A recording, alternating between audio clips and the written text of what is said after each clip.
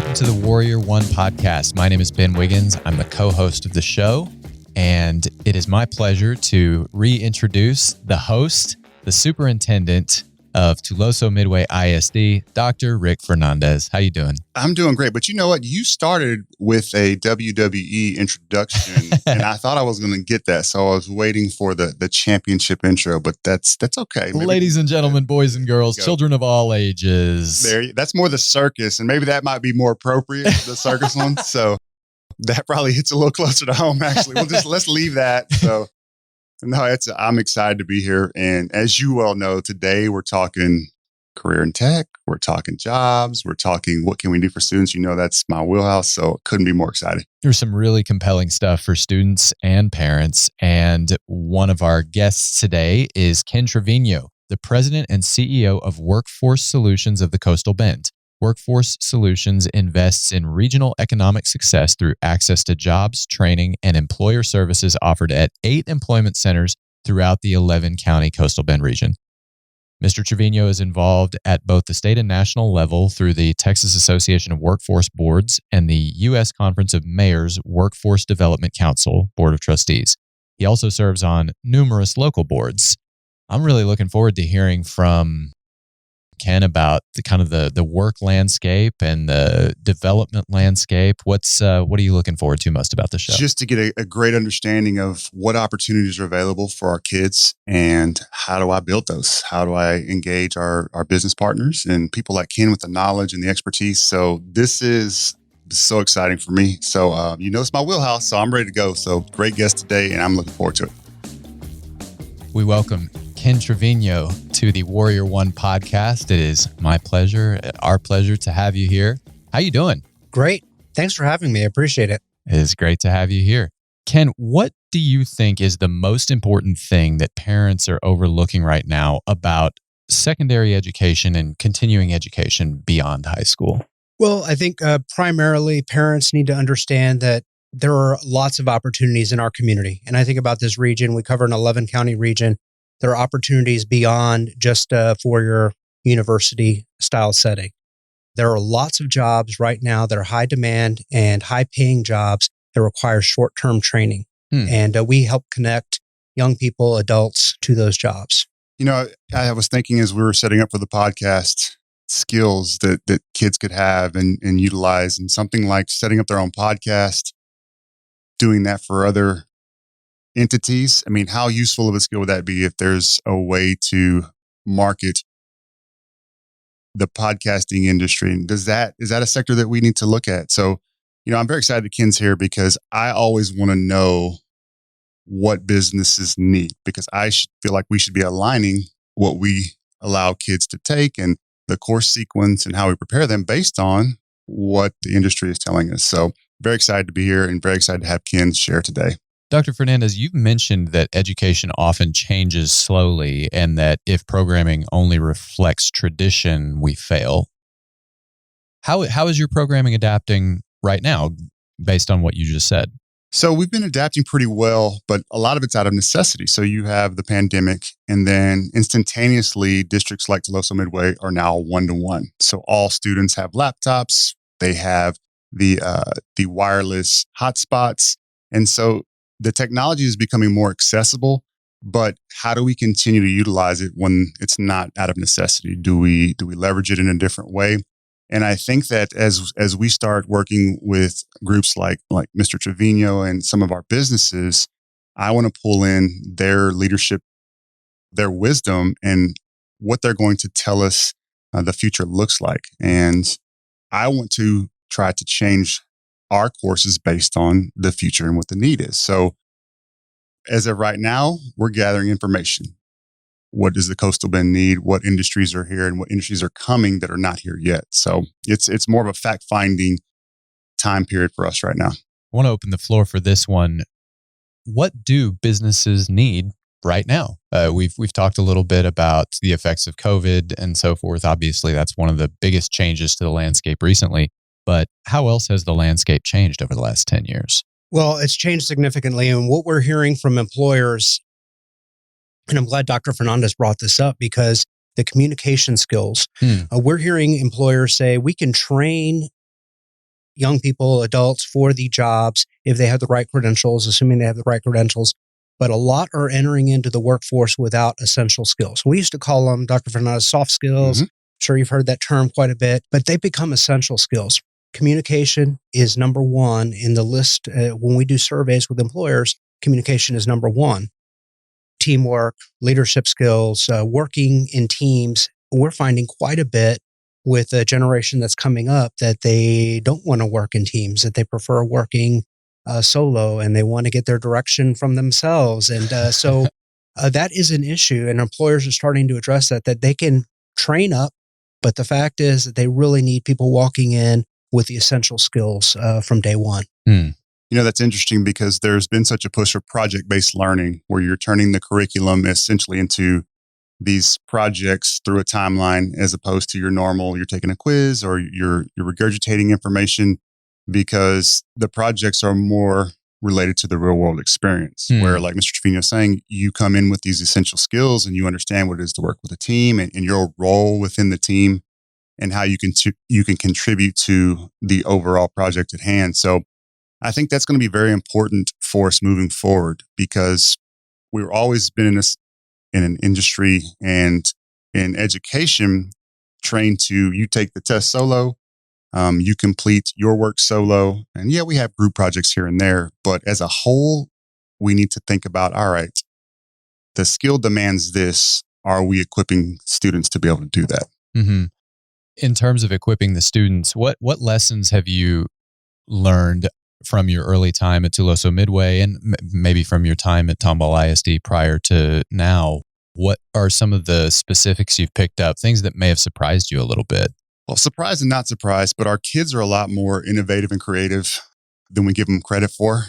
So they are a lot more adaptable when we throw something at them that maybe we're uncomfortable with. And then they don't have near the problem that we expected them to have, right? So even if you take gaming, right? They're communicating in real time over the internet and trying to in my mind, play a game or put together a puzzle or team to some event. My son, my daughter, they do it. And so I hear the conversations and they're talking about logistics. They're talking about who's where and what needs to happen. And my first inclination as a parent is like, oh, hey, stop, y'all get outside. But then I'm started thinking about it. It's like, hold on. How do I leverage this? This is what they're into. This is what their friends are into. Shouldn't I figure out a way to use this? Because that's what they're going to have to do. And guess what? We're all over Zoom. We're trying to communicate. We're trying to do it in real time to solve problems. So our kids are a lot more creative and capable, I think, than we give them credit for. I think we just need to hand them the tools and they will take them and run. There's a real opportunity to meet these young people in the space in which they operate, like Dr. Fernandez is describing. And I see that too. I have a 13-year-old daughter, and I see and hear the strategies they're using in these games. And even with their homework, the collaboration that's occurring with homework and how are we doing this and how do you solve this problem in Algebra 1 and working through those problems together, as opposed to you're at a desk and you're, have to figure this out on your own. That collaboration is so important to employers right now, because they're going to have to problem solve, get into the workplace, problem solve, figure out how to get something done that the employer is asking for. In terms of what the employers are asking for, you've expressed some frustration with this kind of I need mindset. What are the steps business owners should be taking to be aware of this possibility even in themselves, and then to move past that kind of I need, maybe more of a short-term, possibly short-sighted mindset? Well, I think it is a short-term, long-term, and we need to, as a community, be thinking about 10-year out planning. Yeah. We have 160,000 people in the 11-county region that are eligible for retirement right now. So it's about out of 600,000 people. So that's 55 or older. So we know that we need to be prepping up and training for the right types of jobs that, to replace these folks that are going to be retiring in this next 10 years. So that's the long-term planning that we really have to address as a community. What jobs are going to become vacant? Getting those expectations with employers as well, that they can't always require, 3 to 5 years for the entry-level positions. that they're going to have to take a chance with some people that are just coming fresh out of school, just coming out of the Craft Training Center, Del Mar College, Coastal Bend College, or either of the universities in our region. Mm-hmm. I always thought about, and he brings up a great point. I always thought about when you read an application and it says, you need 5 years experience or 3 years experience. I always wonder what type of training programs are happening at the employer level. And is there something we can do to mitigate or cut down that training time, right? So if I have a student that's really good in welding or loves architecture, and there's some components of what they need at the business level that we can incorporate, well, then we should be able to cut down, the time that it takes a kid to get up to speed and get into the job market. And I think those conversations are the ones that need to be had, because we need really for businesses to guide how we operate as schools, I think, because ultimately you want your kid to be successful and earn a living. So why wouldn't we utilize our business leaders to say, hey, this is what's missing? Sure. And you said something that kind of piqued me a second ago about demonstrating an interest in one thing versus another. Ken, you've talked a little bit about assessment and how Workforce Solutions of the Coastal Bend handles assessment and just sort of determining where might be a good fit for a particular student. Can you tell us a little bit more about that? Sure. We have an assessment tool called Career Coach. And I think the real beauty of this tool is that it uses real-time labor market intelligence. So a student can go in, take a short-term or a long-term version of this test, and it's going to guide them through a process that really shows where their aptitude is, connect that aptitude to occupations, connect that aptitude to the training that's available. So it might direct them straight to the Craft Training Center or to Del Mar College and say, your aptitude shows that you would be really good at this. Direct them to Del Mar College, and then there's click on to how to apply at Del Mar College. And then that's connected to the real-time jobs that are in our community and shows them how much they can earn in that job, what the entry-level wage looks like, what the average wage looks like, and then that top 10%. And Dr. Fernandez hit on something really great in that in the storm that we had, the big freeze, if you will, in Texas, what we're seeing is, this high demand, right? And it's always been there, but it was really apparent that we needed plumbers and electricians post-storm. And for those programs, you have apprenticeships. So they start earning wages right away, and they entry level at about $31,000 a year. But once they complete that 4-year training program and the electrical apprenticeship or plumbing apprenticeship, they're earning $50K plus. And then there's this real opportunity for entrepreneurship in those trades where they learn how to run a business also at the same time. Ken, how does your work change when unemployment is low versus when unemployment is high? Well, it's a challenge in both scenarios. So, a few years back when we were at 4%, it's considered full employment, right? And so you have employers with a smaller job market seeking out employees. Either way, there's a skills gap in this community, and we're not really the unicorn in the country. It's everywhere. There's a skills gap between what the jobs are available and what people are trained in and what those transferable skills look like. Right now, we're at 9.6% unemployment. That's an issue. That's an issue for our employers. We're starting to see some optimistic, positive signs moving forward. More employers are posting jobs with us, getting serious about hiring people again post-pandemic. So we're hoping those numbers are going to start to really trend down and get back to where we were with all the new jobs that are potentially coming on in this community. And then all the existing jobs with, oil and gas, petrochem, chemical refining, and welders, and in healthcare. I mean, there's just lots and lots of opportunities for young people to plug in, if you will, to this job market. Excellent. What do you think is the most important thing that's still missing from this discussion? I think, how do we build the bridge of constant communication between K-12, the university, and then our workforce solutions? Like, how do we make that a consistent model of discussion and evolution, and so that we're always adjusting as the job market adjusts, and we're all doing it together. So there's no break in the chain, so to speak. Mm-hmm. And I know that's a very difficult thing to do, but that's the question I really am trying to think through. And that's why I asked Mr. Trevino to be here, because he's a great partner. He's very familiar with the community and can help guide me in what we need to be thinking about as a district. Workforce Solutions of the Coastal Bend has established a lot of really productive partnerships, with Tuloso Midway ISD and with a lot of other, organizations and institutions around the community. Have there been any fun stories that have come out of those associations? Well, Dr. Fernandez has heard this story once, but Dr.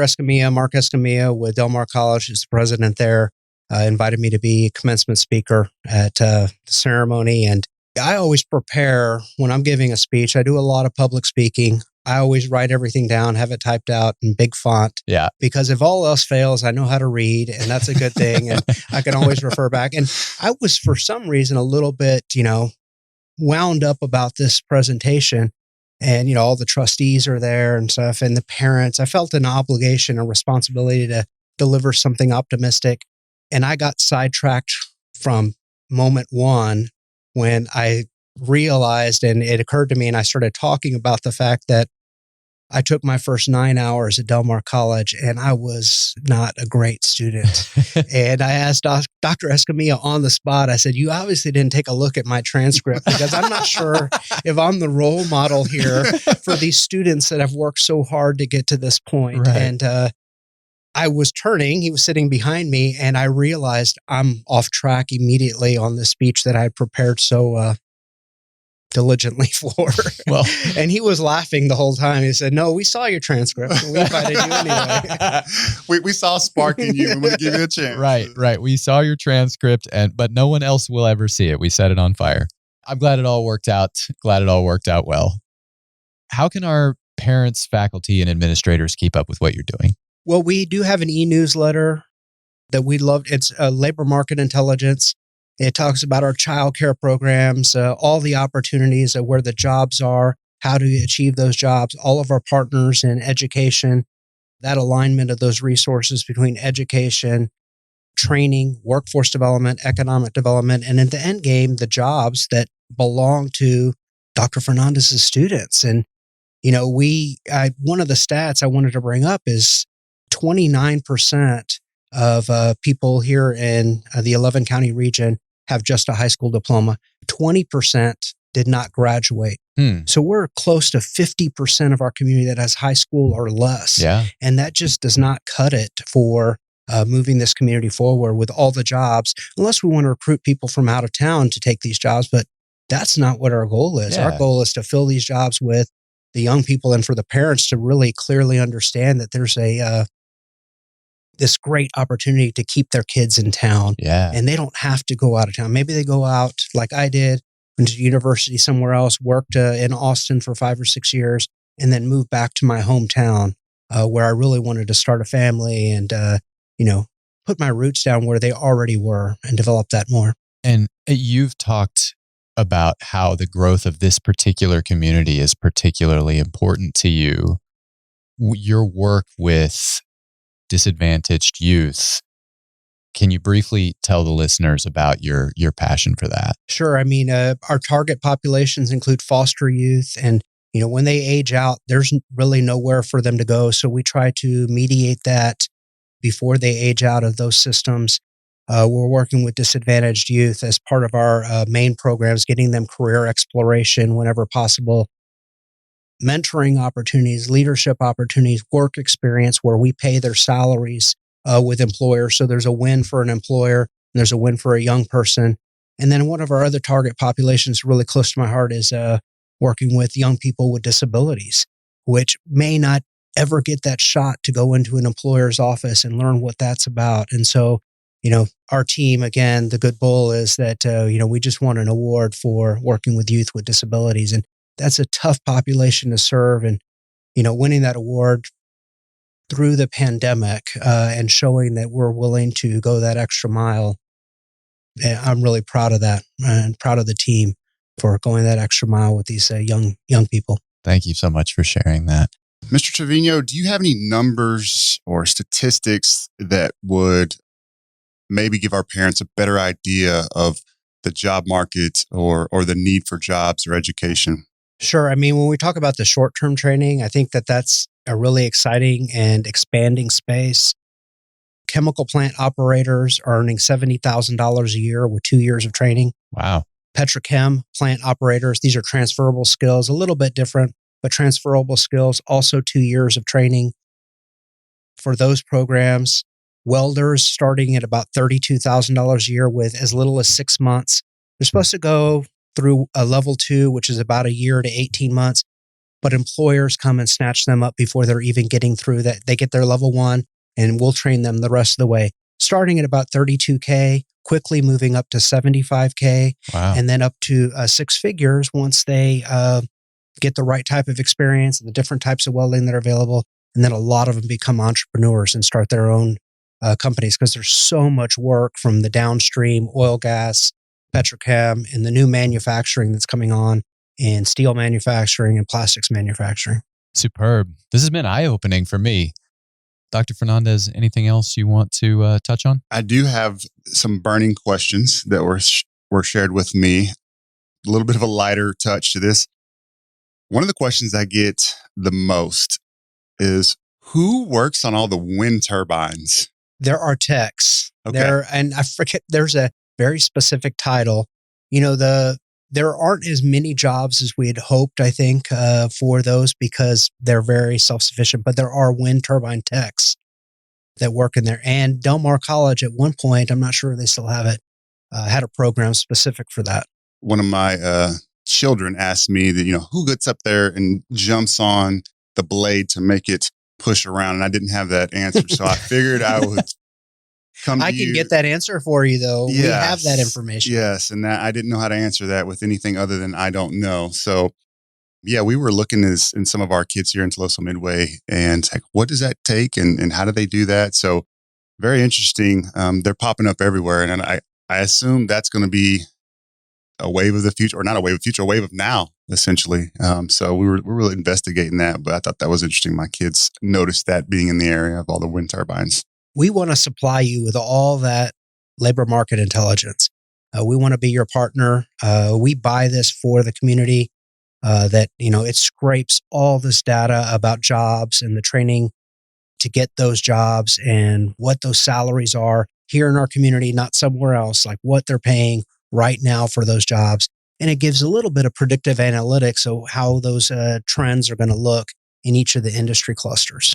If a parent wanted to avail themselves of the assessment programs that you mentioned earlier, how would they do that? WorkforceSolutionsCB.org and then Career Coach. Perfect. And it's for adults too. Parents may find themselves in that same situation where they need to reassess, because of the changing job market, and they need to be thinking about training on their own or what else is available out there. How can our parents, faculty, and administrators follow you on social? Keep up with, you mentioned the site.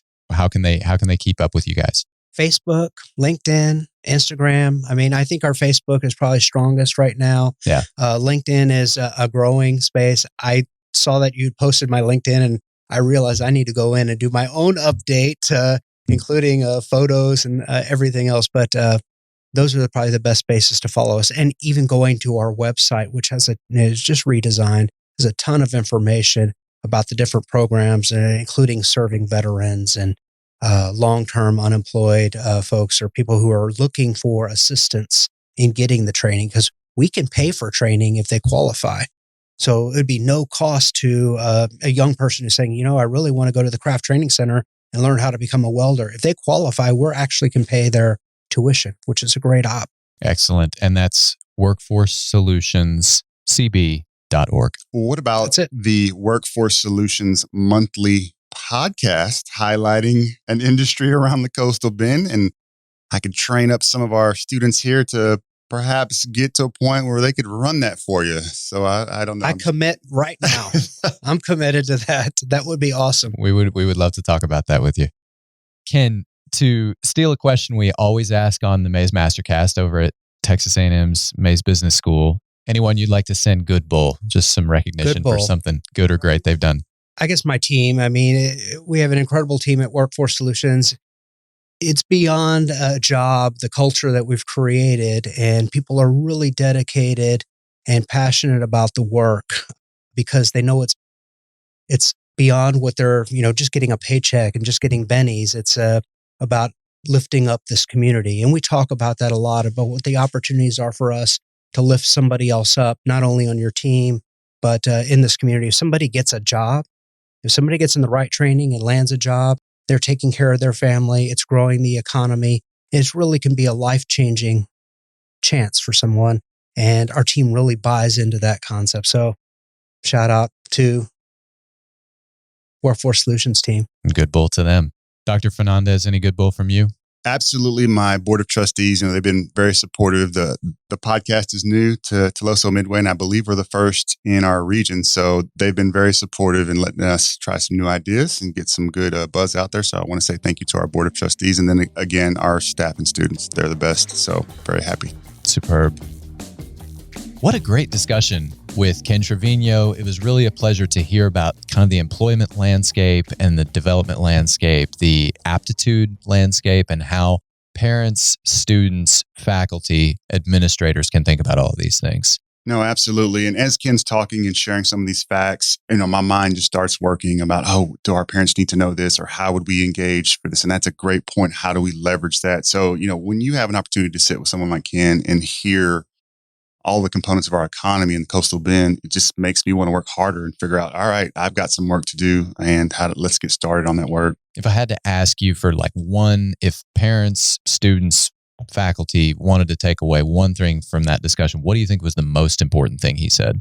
I really feel like there's a misconception about career and tech at the high school level, because a lot of people my age and people older than me, we experience it very differently. Mm-hmm. And, we think of it maybe as wood shop or somebody made an ashtray, but our career in tech is so far beyond that. It's high skill, high wage, very rigorous, and it can be a path to financial success, career success, everything we would want for our children. So I was really excited to learn from Ken the statistics and the opportunities that are out there, and really reinforce the work that I'm doing and trying to help our district move in the direction of providing opportunities that are out there. Excellent. Let's move to our faculty guest. Our next guest is Lamar Cardenas, and she is one of our outstanding high school teachers. And, as we're in the mindset of business and economy, this will be right up her alley. She can share some of the things that are going on at Tuloso Midway High School and engage a little bit about what students are currently working on. Beautiful. Let's go. We welcome Lamar Cardenas to the Warrior One podcast. Thanks for joining us. Absolutely. Thank you for having me today. How's prom? It's coming along. We've got everything on the website for teachers and kids. We did a teacher appreciation from student council today to our teachers. And I've got another project coming in for our teachers and getting teacher appreciation week done. I wear a lot of hats, so we're doing good. We appreciate you making time for this. Not a problem. What kind of student were you in high school? I was that BC student.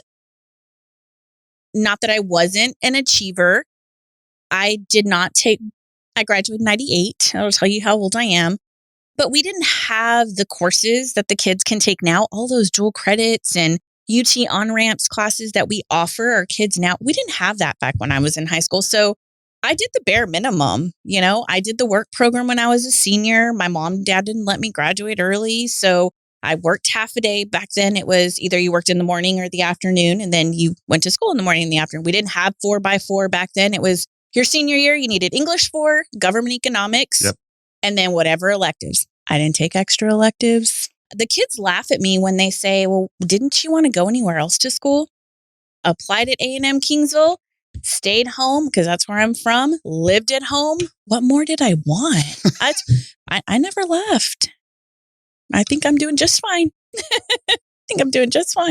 So what was your early career experience? When I first started teaching, I came in from the industry into teaching, and it was one of those where I came in the middle of the year, and it was, let's see how much we can run over her.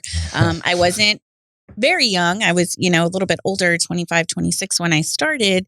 teaching. And so it was one of those things where, oh, let's kick back. Let's see what we can get away with. And they found out pretty quickly that it wasn't going to fly. I may have looked like I was a lot younger, and I used to tell them, guys, I was in high school too. I know what y'all are trying to pull. It's not hard to see, and so I think that also helped get to where I am now. A lot of the kids will say, I'm a little bit sarcastic at times. And it's not that I'm, trying to make any students feel like they're not loved or welcomed in my classroom, but that's just the way they kind of learn and they give back to you, and I always tell them at the beginning, I don't have to be sarcastic. It's like one of those things. Well, what are we doing today? Have you checked Google Classroom? Have you looked at the board when you walked in? Oh yeah. Okay. Then if you don't understand, then ask me. But it's just one of those things that you just learn from the kids are just great kids and they like to see different things. And when things happen in the classroom or whatever, it just brings them a little bit more closer to home, I guess. And that's where we're trying to go. What have been the best moments for you as a teacher and as a member of this community? I feel probably that the biggest thing that I've come back is this was my first teaching position. So I applied here. I've been here 15 years and I just feel this is my home. And I feel the students that come out of this community are amazing students. They've gone on to be successful and achieve great things. And I really feel that when I first came to teach, I wasn't sure, is this what I want to do? Is this not what I want to do? It was just another path that was laid in front of me. And I really feel every day when I leave, like I've hit somebody's home, like I've hit home for somebody. Mm-hmm. And whether it's, you did a good job or a student who had been failing has finally aced a test or students finally gotten certified after taking that certification test multiple times, I just feel that those are the moments where they're the aha moments. Like you can walk into my room and, if kids say, hey, Missy, I love you too. There's never a day that I don't tell a kid that tells me first, I love you too, have a good day. I always make sure that I try and tell my kids those things because there was one time when it was my second or third year and I had a life skills special needs student in my classroom. And they would tell me all the time, I always tell them, have a good day, don't forget to have a good day. And we were sitting in an ARD meeting and the parents said, you telling my child that every day completely changed their day. So I don't think we always realize the impact we have on our students, especially first period students. If we set that tone every day for them, it'll change their whole entire day. And that's, that emotional part for me is that I try to change a student's day no matter what. I love that. It's hard to follow all that. Right. Just to say, that's the biggest piece that I miss because as a superintendent, you're trying to have a global view of everything, but you don't have the day-to-day interactions. And that's tough. And even as a high school principal, I had an opportunity to have a lot of those interactions and I love being in the halls with the kids and with the teachers. And that's one thing that you can't replicate the time with kids. So, that's been a tough journey for me as I've grown in leadership positions is that how do you get that? And you've got to find ways and find times to do that. And like my student superintendent advisory council, but it's still like hearing her say that, that's what this is about. So I'm glad that you're having those experiences for your career, but also our parents are seeing that, they feel that, because at the end of the day, you want to be able to say every single person in this district has the power to affect kids and does on a day-to-day basis. And like Ms. Cardenas said, that first as they walk into the building, mm-hmm. that is going to be either a spark in someone's day or a rain cloud. And with teachers and she's kind of underselling because she does way more than that, right? She's orchestrating prom for us. There's a whole lot that she's trying to make happen in the lives of our kids. And I'm truly appreciative of that. And I want my kids to have teachers like that, where the first, even if I have fussing at them in the morning to get dressed, but the first person that they see gives them that, have a good day, and I'm glad you're here. Hey, I love you. I want you to be here. And that just means the world to parents. So thank you for that. Yeah, absolutely. The power of the words, I'm glad you're here, cannot be overstated. Yeah, absolutely. I remember when those words made a profound difference in my life as well. Thanks for sharing that. Absolutely. So we had Mr. Trevino as our first guest, and he was talking about our labor statistics and the coastal bend. But I'm curious to know, from a teacher perspective, are there things as a district we should be exploring, maybe some missed opportunities or some opportunities for expansion in terms of business and just your experiences? I think we've done a great job. We've gone from about 4% of our students being industry certified to about 40% of our high school students being certified in the CTE area in some, whether it's business, robotics, ag, all of our different pathways. And I think that's really helped. I think if it wasn't for COVID right now, I think we would have surpassed that number, especially with our office certifications that we have. We're not able to certify those remote students, but I think we've done a great job so far as a district in getting those certifications, bringing some light to new certifications that are out there for our students to take. I know I ran into Mr. Vanderberg this morning, and he was telling me that Del Mar is now AED certified. And so now our district is now going to be AED certified, which is great for our students, for that heavy machinery with sit-go and all of that out here for us, for our students to, again, graduate and be able to go straight into the work field. Our floral design is doing great. Ms. Garza is doing great in robotics, and both of our phlebotomy and our dental hygiene. So we've got a lot of things going on at the high school that our students are involved in and can become very successful. So I think if ears stay open to new adventures out there, I think it'll just bring more people and more parents to want their students in our district.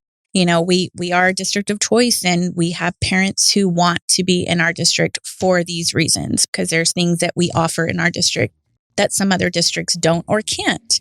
And so I think that's been a plus for us. Thank you for sharing that with us. Dr. Fernandez, I hope you enjoyed those interviews as much as I did. What a great day. Outstanding. And, you can see the connection between, we have a guest like Ken, who is seeing the global view of the workforce, and then how it translates into a teacher and what we can do to provide opportunities for students. So it was fantastic. Top takeaway, what was it for you? It just reminds me of the impact of teachers in the classroom. And that's something that, like I said, as a superintendent, you don't get to do that daily.